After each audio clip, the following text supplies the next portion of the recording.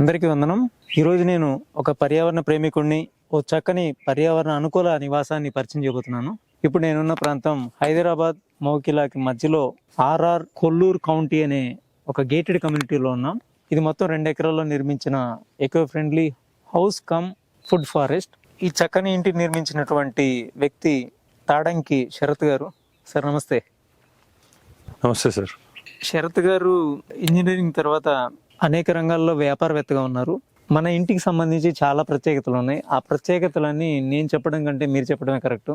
HMDA లేఅవుట్లో ఒక 500 గజాల్లో ఇల్లు కట్టాము. ఒక 500 గజాల పక్కనలో ఫ్లవర్స్ అవన్నీ చేసాం అనమాట. వెనకాన ఒక 1.5 ఎకర్లో ఫ్రూట్ గార్డెన్ లాగా చేసాము. ఒక 1000 గజాల్లో కూరగాయలు పండించుకుంటాం. అండ్ చిన్న స్విమ్మింగ్ పూల్ లాగా చేసుకున్నాము. This is also natural pool. దీంట్లో వాటర్ ప్లాంట్స్ని పెట్టి వి క్లీన్ ద వాటర్. ఒక చిన్న కౌ షెడ్ ఉంది. ఒక 16 కిలోవాట్ దాకా సోలార్ ఉందండి. We have 3 rain water harvesting pits. బయట రోడ్ మీద పడిన నీళ్లు కూడా మేము లోపలికి తీసుకొచ్చి మా రెయిన్ వాటర్ హార్వెస్టింగ్ పిట్స్లో ఇస్తాము. అలాగే టెర్రస్ మీద పడిన నీళ్లు అవన్నీ కూడా రెయిన్ వాటర్ హార్వెస్టింగ్ పిట్స్లో పోయేటట్టు చూసుకుంటాము. Then we have lot of ఈ లీవ్స్ ఇవన్నీ చెట్ల నుంచి బాగా వస్తాయి. అండ్ ఫుడ్ వేస్ట్ ఇవన్నీ కూడా ఉంటాయి. సో వీటన్నిటి గురించి వీ హ్యావ్ బయోగ్యాస్ 2 చిన్న ప్లాంట్స్ ఉన్నాయండి. 5 ఆవులు ఉన్నాయండి ఇక్కడ. ఆ 5 ఆవులకి సంబంధించిన పేడ, గోమూలకం ఇవన్నీ కూడా కలెక్ట్ చేస్తూ ఉంటాము. పేడను వచ్చేసి we give it in a gobar gas plant. ఆ గ్యాస్ వచ్చేసి మళ్ళీ we use for cooking. And దాని స్లరీ వచ్చేసి we give it to the plants.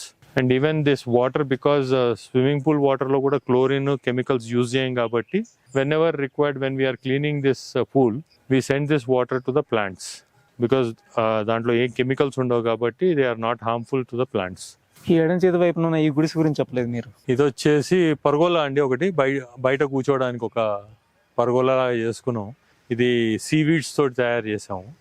We have వేప చెట్లు ఉన్నాయి. వీ హ్యావ్ మన పీపుల్ ట్రీ, రావి చెట్లు. దెన్ వీ హ్యావ్ మర్రి చెట్టు కూడా ఒకటి వేసాము. శరత్ గారు, ఫస్ట్ మీ వనంలోకి రాగానే పక్షులు స్వాగతం పలికాయి. ఎందుకంటే చుట్టుపక్కల పెద్ద పెద్ద ఇళ్ళు ఉన్నాయి. కింద గ్రీనరీ ఉంది, కానీ ఇంటి చుట్టూ ఇలా మొక్కలే ప్రాకారంలో ఎక్కడా లేవు. ఆహారం దొరుకుతుంది, పచ్చదనం ఉంది, నివాసం ఉంది. ఈ 3 ఉన్నాయి కాబట్టి ఇన్ని రకాల పక్షులు మనకి వెనక నుంచి కూడా చాలా సౌండ్లు వినిపిస్తా ఉన్నాయి. సో జనరలీ ఏంటంటే గ్రీనరీ అనగానే ప్రతి ఒక్కరు గ్రాస్ వేసేస్తారండి, యూరోపియన్ స్టైల్లో. యాక్చువల్లీ ఈ లాన్ గ్రాస్ అనేది మీరు చూస్తే, దీని హిస్టరీ ప్రకారం చూస్తే, యూరోప్లో రాజులు వాళ్ళందరూ ఏం చేసేవాళ్ళు అంటే, మా దగ్గర పెద్ద పెద్ద ల్యాండ్స్ ఉన్నాయి, అక్కడ మేము చెట్లు పెంచకుండా వేస్ట్గా మేము గడ్డి పెంచుకుంటామని చూపించుకోవడానికి అది వచ్చిన ప్రాసెస్ అనమాట. యాక్చువల్గా లాన్ అనేది దాంతో పెద్దగా ఎక్కడ ఉపయోగం ఉండదు లాన్ తోటి.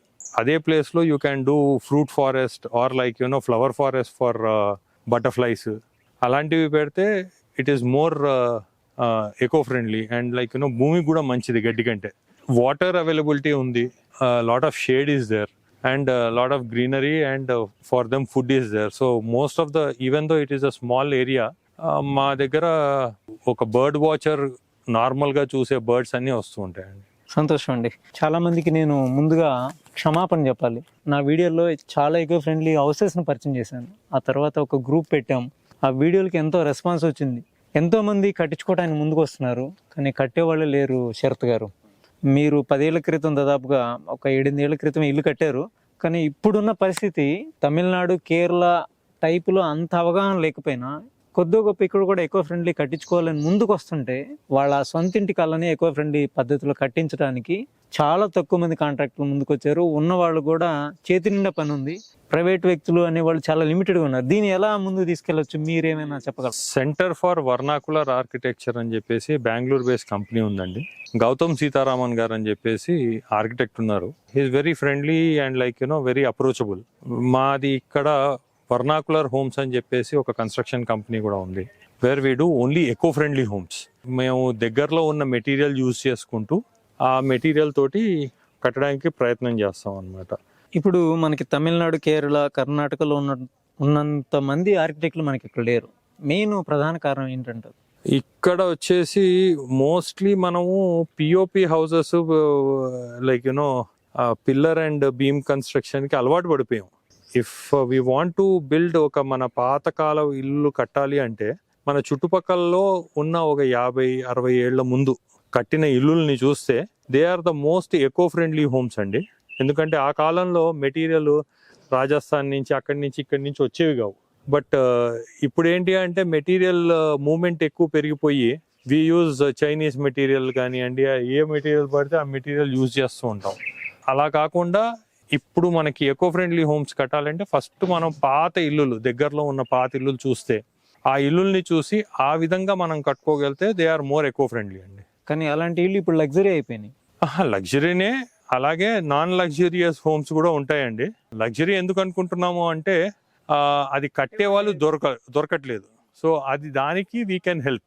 మా దగ్గర లేబర్ గ్రూప్స్ ఉన్నాయి who can come and help you with ఇది.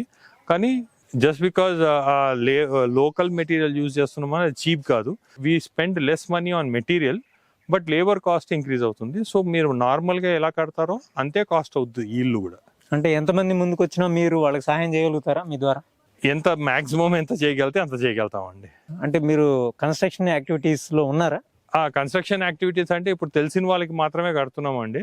బట్ నాట్ కమర్షియల్గా పెద్దగా చేయట్లేదు. ఎవరన్నా తెలిసిన వాళ్ళు వచ్చి అడిగితే వాళ్ళకి చేసి పెడుతున్నాం. సార్, మీ ఇంటి విషయానికి వస్తే ఈ ఇంటిని మీరు ఎప్పుడు ప్రారంభించారు? పూర్తి చేయడానికి ఎన్ని నెలలు పట్టింది? So first we went to Bengaluru to learn how to make bricks. ఆ బ్రిక్స్ నేర్చుకొని ఇక్కడికి వచ్చి లోకల్ లేబర్కి ట్రైన్ చేసి ఆ బ్రిక్స్ తయారు చేయడానికి ఇక్కడే తయారు చేసాం. ఇక్కడ ఉన్న సాయిల్ తోటే తయారు చేసాం అనమాట ఆ బ్రిక్స్ అన్ని కూడా. సో ఆ బ్రిక్స్ తయారు చేయడానికి మాకు ఒక 6 నెలలు పట్టిందండి. ఒక 30,000 బ్రిక్స్ దాకా చేసాము.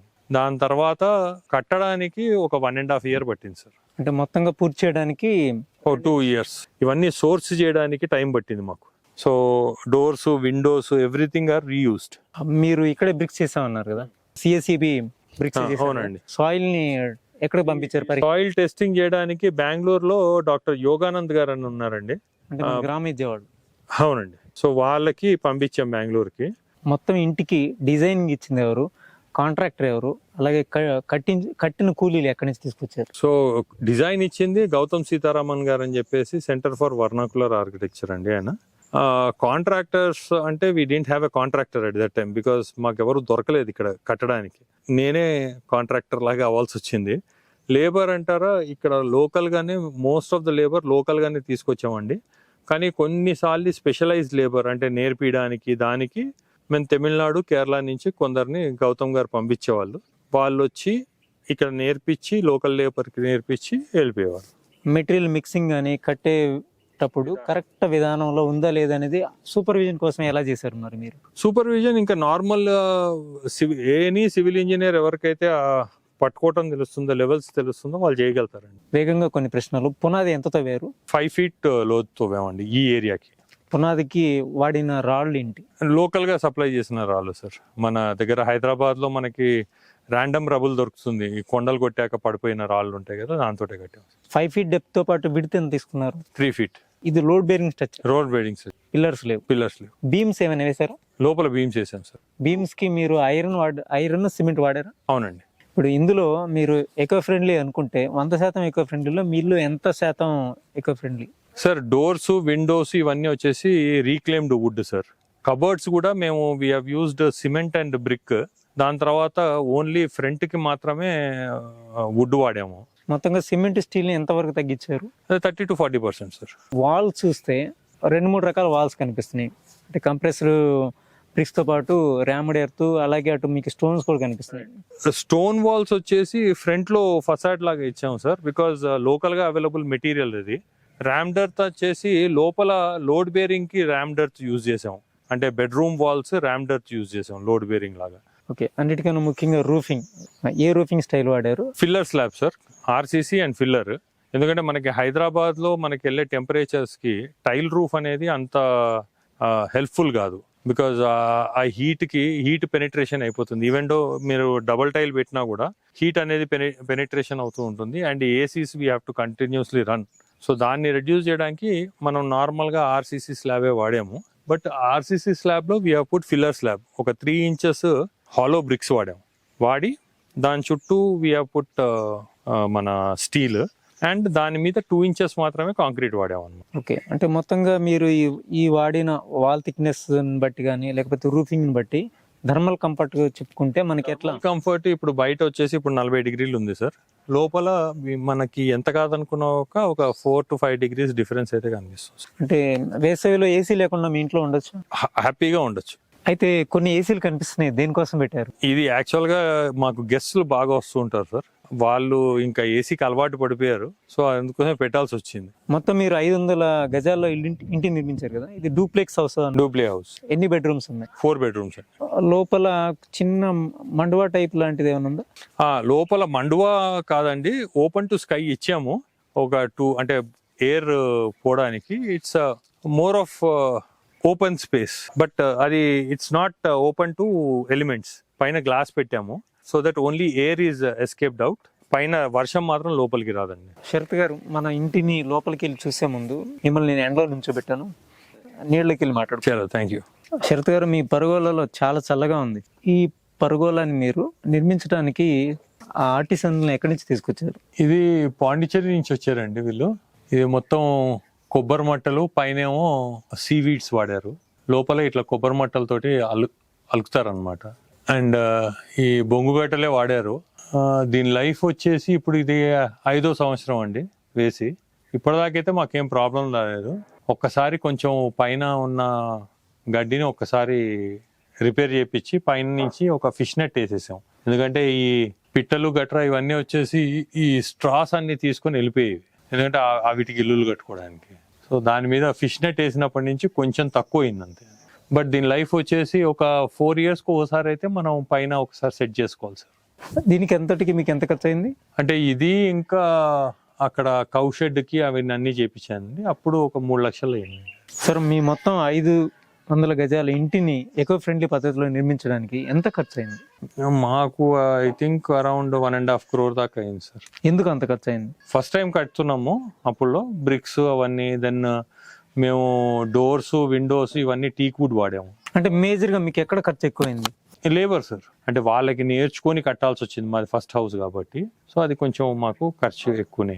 అంటే 6 ఏళ్ల క్రితమే 1.5 అయిందని అంటే ఇప్పుడు అంటే 1.5లో ఈ గార్డెనింగ్, దెన్ స్విమ్మింగ్ పూల్ ఇవన్నీ కూడా ఉన్నాయి. ఓకే, ఓన్లీ ఇంటికే అనుకుంటే అది అలా క్యాలిక్యులేట్ చేయలేదు చేయలేదు సార్. ఇప్పుడు ఇల్లు నిర్మించుకున్నారు, ఇంటి చుట్టూ చక్కగా వనం ఉంది. ఈ వనంలో దాదాపుగా చాలా రకాల జాతుల మొక్కలు కనిపిస్తా ఉన్నాయి. ఇన్ని రకాల మొక్కలు ఉన్నాయి కాబట్టి ఇంత వేడిలో కూడా చాలా చల్లగా ఉంది. ఈ మొక్క ఇక్కడ ఎలా పెట్టాలని ఈ ఫుడ్ ఫారెస్ట్ డిజైన్ మీకు ఎవరైనా హెల్ప్ చేశారా? ఇనిషియల్ టైంలో సుధాకర్ గారు అని చెప్పేసి ఆయన కొంచెం హెల్ప్ చేశారండి. ఆయన మొక్కలు ఏమేమి పెట్టుకోవాలి ఏంటి అని ఆల్మోస్ట్ ఒక 100 రకాల ఫ్రూట్స్ దాకా పెట్టారు ఆయన. దాంట్లో మాక్సిమం సేవ్ చేసుకున్నాం.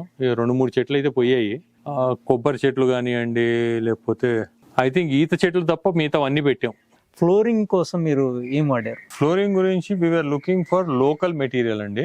సో ఇక్కడ మాకు దగ్గరలో ఉండేది తాండూర్ స్టోన్, దెన్ ఈ బయట ఏరియాలో వచ్చేసి లాటరైట్ వాడాము, అండ్ కొంచెం కడప కూడా కొంచెం వాడాము అక్కడక్కడ. దెన్ బెడ్రూమ్స్ లో అక్కడ వచ్చేసి ఆక్సైడ్ ఫ్లోరింగ్ వాడామండి. మన పాతకాలంలో ఈ నలుపు ఫ్లోరింగ్ అంటారు కదా, అదే ఆక్సైడ్ ఫ్లోరింగ్. అది కొన్ని వేరే కలర్స్ మిక్స్ చేసి ఆ ఫ్లోరింగ్. తర్వాత మీకు సిఎస్ఈబి బ్రిక్స్ కాబట్టి గ్రూవింగ్ తోనే సరిపోయింది, పెయింట్లు అవి లేదు. ఇంకెక్కడైనా పెయింట్లు వేసిన? లోపల కూడా వాల్స్ మీద మేము కలర్ అంతా ఆక్సైడ్ తోటే తీసుకొచ్చామండి. పెయింట్ అంటే వైట్ వాల్స్ మాత్రమే పెయింట్ చేసాం. అవి పెద్ద ఇబ్బంది ఏం కాదంటారా కెమికల్ పరంగా? ఆ మాత్రం అంటే లైమ్ వాష్ చేయొచ్చు, కానీ ఆ టైంలో మేము ఇదే వాడాము. శరత్ గారు, ఈ రోజు మీలాగా ఎంతో మంది కట్టించుకోవాలనుకునే వాళ్ళు ముందుకు వస్తున్నారు. అలా కట్టించుకోవాలనుకునే వాళ్ళు ముందుకు వస్తే మీరు ఏమి ఎక్స్పెక్ట్ చేస్తారు? వాళ్ళకి మీరు ఎలా సపోర్ట్ చేస్తారు? మేము మోస్ట్లీ దగ్గరలో ఉన్న మెటీరియల్ మాక్సిమం ఎంత యూజ్ చేయాలో అంత యూజ్ చేయడానికి ట్రై చేస్తాం సార్. అంటే ఇప్పుడు వాళ్ళు వచ్చేసి మాకు ఇటాలియన్ మార్బుల్ అలాంటివి కావాలి అంటే మాత్రం we won't encourage it much, and as much as cross ventilation and natural lighting is what we prefer. So cross ventilation ఇవన్నీ బాగా మా డిజైన్స్లో ఉంటాయి. వాస్తు ప్రకారంగా మేము ఒక బేసిక్ వాస్తు ఫాలో అవ్వగలుగుతామండి. అది వాస్తు అనేది మేము సైన్స్ లాగా యూజ్ చేస్తామండి. కాస్ట్ పరంగా చూస్తే మీకు నార్మల్ హౌస్కి ఈ హౌస్కి పెద్దగా డిఫరెన్స్ ఏం లేదండి. బట్ రన్నింగ్ కాస్ట్, ఇప్పుడు నార్మల్ హౌస్లో మీరు కట్టారనుకోండి, దాంట్లో మీకు ఏసీ కాస్ట్ కానివ్వండి, ఈ థర్మల్ ప్రాపర్టీస్ కానివ్వండి అవన్నీ చాలా హై ఉంటాయి. సో మీరు కంటిన్యూస్గా దాని మెయింటెనెన్స్ మీద చాలా పెట్టాల్సి వస్తుంది. ఇలాంటి వాటి ఇంట్లలో ఏంటి అంటే మీరు వింటర్స్లో అసలు ఫ్యాన్ వేసుకోవాల్సిన అవసరమే ఉండదు, సమ్మర్స్లో ఫ్యాన్ తోటే సరిపోతుంది. సార్ జనరల్గా మనకి ఎకో ఫ్రెండ్లీ పద్ధతిలో ఎస్ఎఫ్టీలో చెప్పడానికి చాలా ఇబ్బంది అంటారు. టీలో సార్ డిపెండ్స్ అండి, 2500 అయితే అవుతుంది సార్ మినిమమా? మినిమం. దాని తర్వాత ఇంకా మీరు వాడే మెటీరియల్ బట్టి ఉంటుంది సార్. శరత్ గారు, ఇప్పుడు ఎకో ఫ్రెండ్లీ పద్ధతిలో ఇల్లు నిర్మించుకోవాలంటే మనకి చాలా మంది తక్కువ మంది కాంట్రాక్టర్లు ఉన్నారు, స్కిల్ లేబర్ కూడా లేరు. 1000-2000 మంది ఒక హైదరాబాద్లోనే కట్టించుకోవాలనుకుంటే ఒకరిద్దరు కూడా లేరు కదా. ఈ గ్యాప్ని ఫిల్ చేయాలంటే ఏం చేయాలి? ఇది ఫస్ట్ ఆఫ్ ఆల్ మనం లోకల్ ఆర్టిజన్స్కి ట్రైన్ చేయాల్సి వస్తుంది సార్. ఆ లోకల్ ఆర్టిజన్స్కి ట్రైన్ చేయాలంటే ఇప్పుడు మేము కట్టేటప్పుడు మా దగ్గర పనిచేసిన ఆర్టిజన్స్ ఇప్పుడు వాళ్ళే ఒక 4 కాంట్రాక్టర్లు తయారయ్యారు. హైదరాబాద్ చుట్టుపక్కల they are doing laterite use చేసి కొంచెం ఇల్లులు కడుతున్నారు లోకల్గా. బట్ వాళ్ళకి ఆర్కిటెక్చరల్ సపోర్ట్ కూడా కావాల్సి ఉంది, ఎందుకంటే architects who are locally available వాళ్ళు కొంచెం ఆ మెటీరియల్ని యూజ్ చేయమని చెప్పాలి. మన దగ్గర ఏమైపోయిందంటే ఆర్కిటెక్ట్స్ కూడా కొంచెం ఆ చైనీస్ ప్యానల్స్ వీటికి అలవాటు పడిపోయి పిఓపి పుట్టి వీటిలోనే వెళ్ళిపోయారు అనమాట. Because that is easily available material and faster to complete. But దాంతో మనకి ఎంత లోపల మనం హెల్త్ వైజ్ పాడవుతున్నామో అది మనం లోపలికి వెళ్ళాక తెలుస్తుంది, ఆ ఇంట్లోకి వెళ్ళాక. మీరు పిల్లర్ స్లాబ్ కమ్ ఆర్సీసీ వాడారు కదా, ఆర్సీసీని పూర్తిగా అవాయిడ్ చేయడానికి ఎందుకు మీరు ప్రయత్నం చేయలేదు? అంటే అప్పుడు మెడ్రాస్ రూఫింగ్ అనుకున్నాం సార్, దానికి లైమ్ దానికి నాకు ఆర్టిజన్స్ దొరకలేదు ఇక్కడ. ఆర్టిజన్ దొరుకుంటే also it is expensive. Sir మీ ఇంటిని కట్టిన తర్వాత ఎంతమందికి మీరు హెల్ప్ చేశారు ఇలాంటి ఇల్లు నిర్మాణంలో? ఇప్పటిదాకా ఒక 10-15 మందికి చేసి ఉంటాను సార్. ఎక్కువగా ఎక్కడ? ఒకటి హైదరాబాద్లో ఒక 2 చేసుకున్నారండి, చెన్నైలో, పాండిచ్చేరిలో. అంటే వ్యక్తిగతంగా మీకు ఎకో ఫ్రెండ్లీ హౌస్ ఉండటం వలన ఇది నా మంచి బెనిఫిట్ అని చెప్పుకుంటే మీరు ఎందుకు ప్రిఫర్ చేస్తారు ఎకో ఫ్రెండ్లీ? గాలి బాగుంటుంది, అంటే యూ ఫీల్ హ్యాపీ. మీరు ఇక్కడ కూర్చున్నారు, టెన్షన్ లేకుండా కూర్చున్నారు. And this is not far from Hyderabad. యాక్చువల్గా చూస్తే మా తర్వాత మోకిలా ఇవన్నీ వస్తాయి. ఇక్కడ కూర్చుంటే ఏదో జంగల్లో కూర్చున్నట్టే ఉంటుంది అనమాట. పక్షుల సౌండ్స్ కానివ్వండి, డస్ట్ ఉండదు, ఎందుకంటే రౌండ్గా బ్యాంబూ బ్యారికేడ్స్ పెట్టాము. సో డస్ట్ తక్కువగా ఉంటుంది, ఎయిర్ క్లీన్గా ఉంటుంది. వీ హ్యావ్ పీపుల్ ట్రీ, అంటే that gives oxygen even in the night. Neem tree ఉంది, అక్కడ హాయిగా అరుగు మీద పడుకుంటే హ్యాపీగా ఉంటుంది.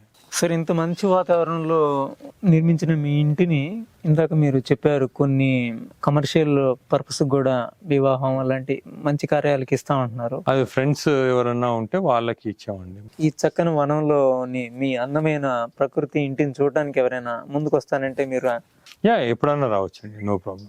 శరత్ గారు, మన ఇంటి లోపలికి ఒకసారి వెళ్ళి అవన్నీ కూడా ఒకసారి చూద్దాం పదండి. ఈ దర్వాజాలన్నీ మీరు సెకండ్వి ఎక్కడ నుంచి కలెక్ట్ చేశారు? పాండిచ్చేరి అండి. అన్ని కూడా పాండిచ్చేరించేనా? ఇది ప్రధాన ద్వారమా? అవునండి, ఇది మెయిన్ హాల్, అటువైపు డైనింగ్ ఉంది. సరే, ఈ కళాఖండాన్ని ఎక్కడి నుంచి సేకరించారు? ఇది కేరళ అండి. కేరళలో బబ్షీష్ అని చెప్పేసి ఒక ఆర్టిస్ట్ ఉన్నాడు, గురువాయూర్లో చేస్తాడు అబ్బాయి. ఇది ఇక్కడ కిచెన్ అండి, బేసిక్ కిచెన్ ఉంది. ఇది మన మట్టి ఇటుక అండి. ఇది ర్యామ్డ్ ఎర్త్ వల్ల. ఇది ర్యామ్డ్ ఎర్త్. అది మాకు కొంచెం దాని టెక్స్చర్ నచ్చక we have put oxide on it. ఇది ఫిల్లర్ స్లాబ్ అండి. ఓకే, దీని మందం ఎంత ఉంది పైన? ఇది 5 inches 6 inches వాల్ అండి, 6 inches అండి మొత్తం. ఇందులో 3 inches బ్రిక్స్ ఉంటాయి, 3 inches కాంక్రీట్ ఉంటుంది. ఎక్కడైతే మీకు ఆ పట్టీలు ఉన్నాయో అక్కడ మాత్రమే మీకు సీకులు ఉంటాయి. ఇది ఇక్కడ జూలా లాగా పెట్టాము, చిన్న పూజా ఏరియా లాగా. ఇప్పుడు మీరు ఇక్కడ ఒకటి అబ్జర్వ్ చేస్తుంటే no 2 windows will be of the same size అండి. ఇప్పుడు ఈ 2 windows ఒక సైజు, అటువైపు చూస్తే ఆ విండో వేరే సైజు, ఇటువైపు వచ్చే విండోస్ వేరే సైజు. ఇది ఆతంకు డీటెయిల్స్ అంటారు వీటిని. ఇది కార్పెట్ ప్యాటర్న్లో వేసామన్నమాట. ఇది మీకు అడుగు ఎంత పడింది సార్? ఇది 55 రూపాయలండి. ఏంటి మన మామూలు టైల్స్కి దీని ప్రత్యేకత? ఇది అందరికంటే ఓల్డ్ టైల్స్ అండి. ఈ టైల్స్ నుంచే డిజైన్లు తర్వాత తీసుకెళ్ళి ఫ్రాన్స్లో, మీకు టర్కీలో దీన్ని ఇంప్రూవ్ చేసుకొని ఇచ్చేసారు. ఇవి చాలా ఓల్డ్ టైల్స్ అనమాట, ఇవి హ్యాండ్మేడ్ టైల్స్. ఇది మాస్టర్ బెడ్రూమ్ అండి. మాస్టర్ బెడ్రూమ్ ఇట్లాంటివే అన్ని బెడ్రూమ్స్ ఇదే సైజులో ఉంటాయి మోస్ట్లీ. ఇక్కడ కబోర్డ్స్, ఇవి కబోర్డ్స్. ఈ బెడ్స్ ఎక్కడి నుంచి తెప్పించారు? ఇది పాండిచ్చేరిలో చేపించామండి. ఏంటి సార్ ఇది వుడ్? ఇది టీక్ వుడ్ అండి. ఇది హాల్ అండి. ఇది stone wall, random rubble wall అంటారు. మీ దగ్గర బయోగ్యాస్, గోబర్ గ్యాస్ రెండు ఉన్నాయి. రెండు ఉన్నాయండి. ఇది బయోగ్యాస్ అండి. ఇది వాయు బయోగ్యాస్ అని చెప్పేసి it is use for cooking. వీడు పూణే బేస్ కంపెనీ అండి వీళ్ళు. అక్కడ మేము వేస్ట్ ఏమేమి వేస్తారు ఇందులో? దీంట్లో ఫుడ్ వేస్ట్ అవన్నీ వేస్తామండి. ఓకే, దీని కెపాసిటీ ఎంత, రోజుకి ఎంత జనరేట్ చేస్తుంది? ఇది 5 kilos కెపాసిటీ అండి. ఇది ఒక ఇంటికి సరిపోతుంది. దీనికి ఎంత ఖర్చు అయింది సార్? ఇది ఐ థింక్ ఇది 50,000 సార్. ఇది మా బోర్.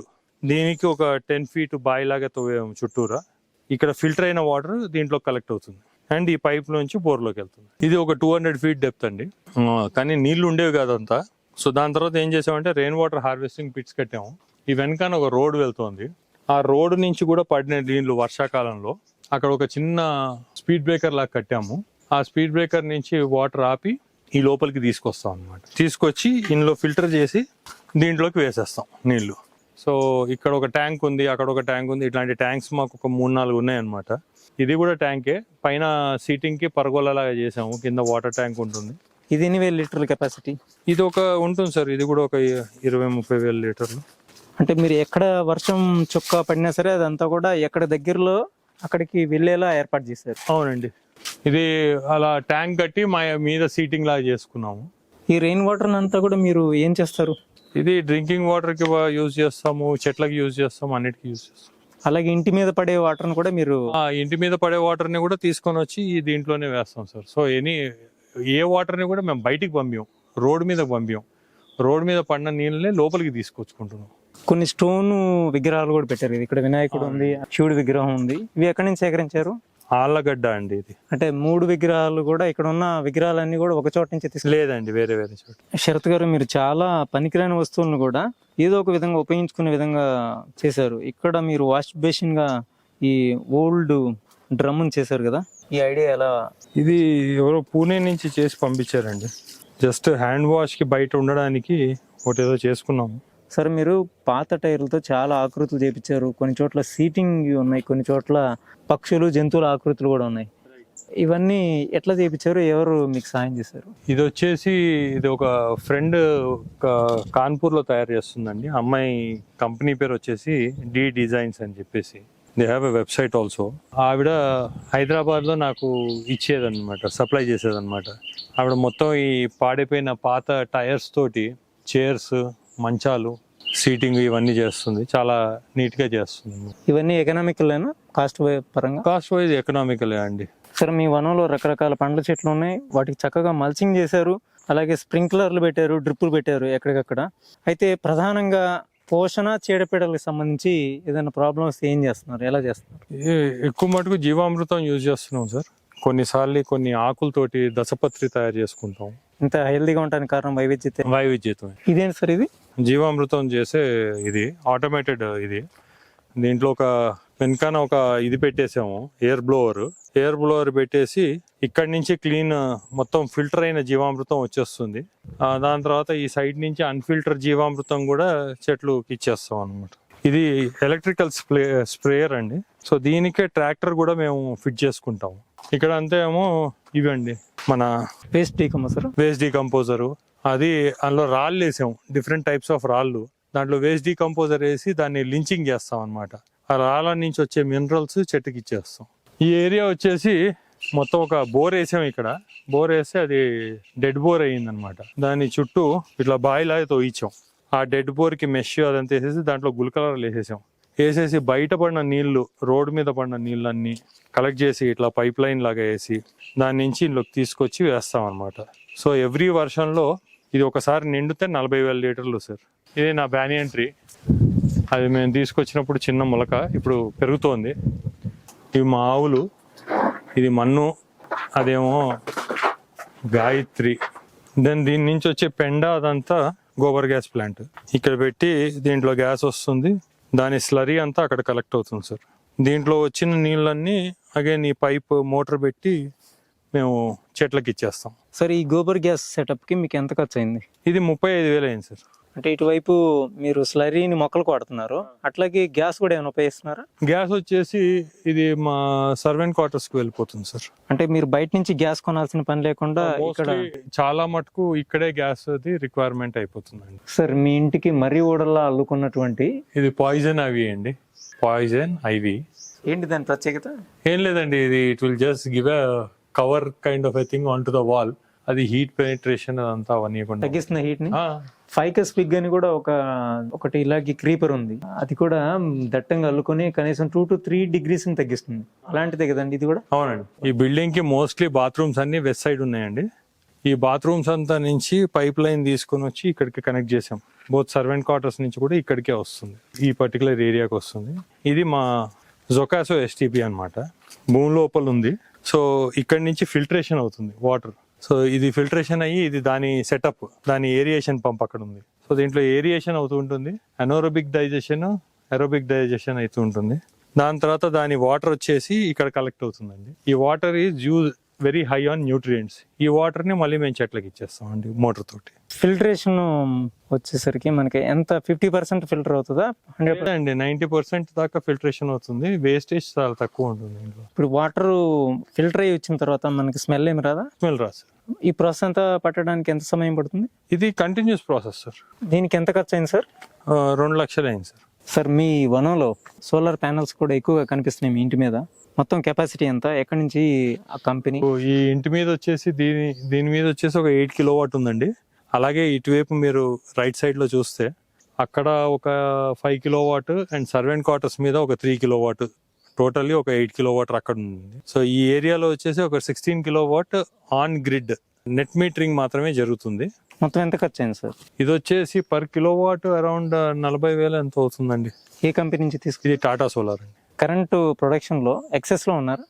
2 మీటర్లకి నేను ఎక్సెస్ లో ఉన్నానండి. 1 మీటర్కి మాత్రం మంత్లీ ఒక 300-400 కడుతూ ఉంటాను. ఇల్లు కట్టించినప్పుడే సోలార్ పెట్టుకున్నారా? లేదండి, ఇది సోలార్ పెట్టి ఒక 3 ఏళ్ళు అవుతుందండి. 3 ఏళ్ళు అవుతుంది. ఈ 3 ఏళ్ళలో మెయింటెనెన్స్ పరంగా, ప్యానల్స్ పరంగా ఏమైనా ఇబ్బందులు? వారానికి ఒకసారి అయితే ప్యానల్స్ కడుక్కోవాలి వస్తుంది సార్, అప్పుడే ఎఫిషియన్సీ ఉంటుంది. మన దగ్గర చాలా మటుకు దాంట్లో పెట్టేసి మర్చిపోతాం మనం, దాని మీద దుమ్ము పేరుకుపోయి సోలార్ ఎఫిషియన్సీ తగ్గిపోతుంది. వారానికి ఒకసారి మనం కడుక్కోగలితే దాన్ని నీట్గా, అప్పుడు మీకు ఎఫిషియన్సీ కూడా బాగా ఉంటుంది. ఒక 60 యూనిట్స్ పర్ డే మీరు జనరేట్ చేయగలుగుతారు. శరత్ గారు, ఇల్లు అంటే ఎలా కట్టుకోవాలి, వనం అంటే ఎలా పెంచాలి అన్నట్టుగా ఓ మంచి ఉద్యానవనంలో ఎకో ఫ్రెండ్లీ ఇంటిని నిర్మించుకున్నారు. మీరు ఇంజనీర్ అయినప్పటికీ సాధనతో ఆర్కిటెక్ట్ అయ్యారు. చాలా చోట్ల కట్టేవాళ్ళు కొంతమంది ఉన్నా, వాళ్ళకి కట్టడానికి దిశానిర్దేశం చేసేవాళ్ళు అనేది చాలా కొరత ఉంది. ఆర్కిటెక్చర్ల కొరత, ముఖ్యంగా ఎకో ఫ్రెండ్లీ పద్ధతిలో.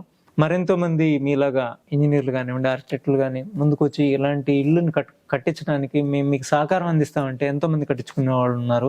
చివరిగా మీరు వద్దన్నప్పటికీ ఒక విషయం నాకు మన ప్రేక్షక మిత్రులకు చెప్పాలి. మీ కుటుంబ నేపథ్యం అటు తరాలు ఇటు తరాలు చూసినట్లయితే చాలా గొప్ప బ్యాక్గ్రౌండ్. తాతలు తండ్రుల తరపు నుంచి చాలా ఉన్నత స్థానాల్లో పనిచేసి వచ్చారు. అవన్నీ అనుభవాలు కూడా మీరు చెప్పినప్పుడు నాకు చాలా స్ఫూర్తిదాయకం అని అనిపించింది.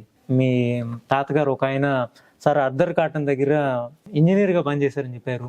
మీరు మాటల్లో చెప్తూ ప్రభుత్వం నుంచి అటు నాకు కరెంట్ కనెక్షన్ ఉండవసరం లేదు, ఇటు వాటర్ కనెక్షన్ ఉండవసరం లేదు, అట్లాగే మురుగునీటి కనెక్షన్ ఉండవసరం లేదు, అంటే స్వయం సిద్ధంగా మా ఎవరితో సంబంధం లేకుండా మన జీవితం మనమే ఆనందంగా జీవించాలనే విధంగా మీరు సౌకర్యాలు కూడా ఏర్పాటు చేసుకున్నారు. త్వరలో ఈ ఏవి లేకపోయినా కూడా మీరు హ్యాపీగా జీవించగలరు. ఎందుకంటే సోలార్ ఉంది, మురుగునీటి వ్యవస్థ మీరే డెవలప్ చేసుకున్నారు, రెయిన్ వాటర్ హార్వెస్టింగ్ కూడా ఉంది. ఈ విధంగా జీవించాలి అని ఎందుకు మీరు అనుకుంటున్నారు? అలా ఏం లేదు సార్. లైక్ ఇప్పుడు కొందరు ఉన్నారు already who have done this. ఇప్పుడు బెంగళూరులో ఒక ప్రొఫెసర్ గారు ఇంతకు ముందు ఉండేవారు. ఆయన వాళ్ళ ఇంట్లో he doesn't have any current connection కానివ్వండి, వాటర్ కనెక్షన్ కానివ్వండి, మున్సిపల్ కనెక్షన్. అలాగే చెన్నైలో ముగపేరులో ఒక సర్దార్జీ గారు ఉన్నారు. మొత్తం చెన్నైలో ఇదైనప్పుడు అంటే వాటర్ ప్రాబ్లం వచ్చినప్పుడు ఆయన ఇంట్లో మాత్రం వాటర్ ఉండేది. సో వీళ్ళందరినీ చూసినప్పుడు ఏమనిపించిందంటే వాళ్ళు చేసిన దాంట్లో మనం ఒక 5% అన్నా చేయగలితే it will be a good experience or good way of living, అంతే అండి. స్ఫూర్తిదాయకం సార్. మీలాగా ఎంతో మంది ఉన్నారు, ఇంకెంతో మంది కూడా ఆచరించాలి. ఇలాంటి చూసి ఇంకెంతో మంది కూడా ముందుకు రావాలని కోరుకుంటున్నా. ఈరోజు మీరు మీ సమయాన్ని కేటాయించి చక్కని తోటని ప్రేక్షకులకు పరిచయం చేయడానికి అవకాశం ఇచ్చినందుకు ధన్యవాదాలు sir. Thank you sir. Thank you.